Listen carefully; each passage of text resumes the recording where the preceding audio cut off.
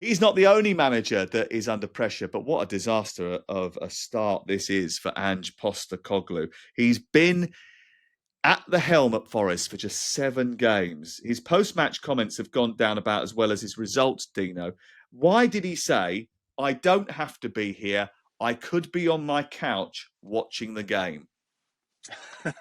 Because he constantly just wants to bat away um, the criticism that he has in that, he can handle and tries to prove that he can just handle any of the criticism and it's not going to affect him.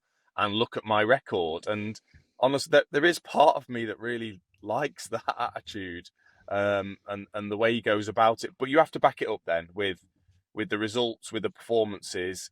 And he did that at Tottenham in terms of winning the Europa League. He threw that back in everybody's face. But this has got to turn very quickly. This is an owner that in Marinakis that I don't think will hang around because he knows him and he gets on well with him. He has to pick up results. The only thing I would say is that let's not be naive to not think that last season's performance by Nottingham Forest and Nuno was way above expectation, and they Yeah. hardly had any injuries. I just remember every week thinking it's the same team that plays and gets picked, and they're on this roll, and all of a sudden, even before Nuno has left, things had changed. Players have moved on. Injuries. Murillo has had injuries already this season. It's it's not as easy as it should seem with that Nottingham Forest team, albeit it's a terrible start. It's fascinating, isn't it? And you say that his record speaks for itself. You have to back it up with statistics. Well, he lost 26 games in all competitions last year. Yeah, they won the Europa League, but that it became a habit losing matches. The issue here, I think, as well, is that the owner has to take a level of responsibility to change from one style to another in the middle of a season or 6 weeks into a season seems to be a little bit negligent because it's going to be very difficult for everybody to get up to speed, especially with the size of the squad, the number of players, and the number of games that are taking place. There's never a training session where they can do any real proper work with everybody because someone is recovering or there is another game just around the corner. I wonder if it leaves Marinakis with a little bit of egg on his face because he's an incredibly ambitious owner. However, I think sometimes you can try and force the pace of change just a little bit too quickly. When he came up from the championship, he was talking about winning the league. That was his next ambition. And sometimes I think that's good because it drives everybody to a higher standard. They obviously chopped and changed managers very quickly after being promoted. They probably would have changed it earlier if someone hadn't have sort of talked Marinakis back from the brink a couple of times with Steve Cooper, who did keep them up, was the last manager actually to keep a team up in the Premier League. But by trying to force the style of play, by trying to insist that they're going to go on from where they were last season, has he actually set Nottingham Forest back a little bit here, Crook? Well, first and foremost, Dino is very kind when it comes to Ange Postecoglou and his record. This is someone who's lost 30 of his last 49 Premier League games. And I would argue Thomas Frank is proving that the players on the books at Spurs were better than what Ange Postecoglou was getting out of them week in, week out. And this is a Forest side who flirted with the Champions League for a lot of last season, reached an FA Cup semi-final, spent big in the summer. So they certainly weren't prepared for a relegation fight. There was always going to be a drop-off, I acknowledge that. But just on what you're saying there about the owner, he did say in the statement hiring Postecoglou, we want to kick on to the next level now. We want to win trophies. Postecoglou is a serial trophy winner. I worry about winning a game first before you start thinking about putting silverware in the cabinet. I think this has the hallmarks of being a disastrous appointment. And there's a lot of focus on the hierarchy at football clubs this morning because obviously Russell Martin has lost his job at Rangers. I think we all saw that coming. But when a managerial appointment goes so wrong, I think it's only right you look at the people who've made that call. And this was a call made by Marinakis. You can't blame Edu, although I think his arrival certainly ruffled the feathers of Nuno Espirito Santo. So you're right, Marinakis will live and die by this call. And I think he will realise quite quickly that this is the wrong fit for Nottingham Forest, the wrong fit for the fans, the wrong fit for the squad of players. And I only see this ending one way. It might not be during this international break. It could well be during this international break, but I don't think this is going to work at all. Steve Coppell holds the record for the shortest managerial tenure in the Premier League, 33 days, when he went to Manchester City and very quickly changed his mind. Ange is on 27. He'll be on 40 by the time we get to the game live on talkSPORT after the international break against Chelsea. I mean, look, it would be ludicrous, wouldn't it, to change it again now, Dean Ashton?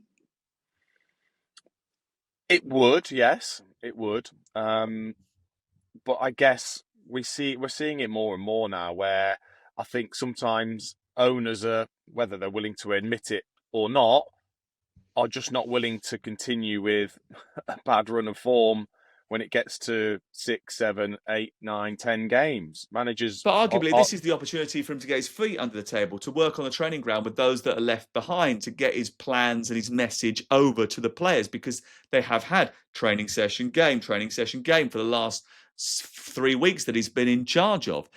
This is the chance where now he could impress his ideas on them, isn't it? Yes, but that's using common sense and what we would all consider to be reasonable. But that isn't the case when you've got that dotted line just below you, and you're fighting, and you've got the supporters, which do play a big role now. You know, I think more than ever, the noise that you get around supporters on social media, etc., and from us, the media as well, hyping things up. You know, it does tend to push owners, I think, probably quicker than they normally would do.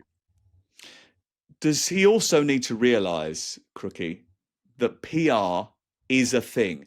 If you're in the biggest league in the world and you are front of house as far as a football club is concerned, do you need to know how to present yourself, and should he be presenting himself a little bit better? Listen, he actually has got a great personality, Ange Postecoglou, behind it all, and he can be quite charming and charismatic, but he doesn't show that often enough, does he?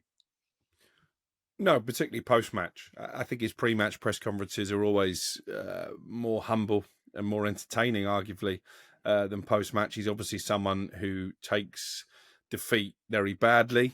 I guess Simon Jordan would say, well, show me someone who likes losing and I'll show you a loser. But I do think he could be a little bit more humble with the press. He could show a little bit more humility.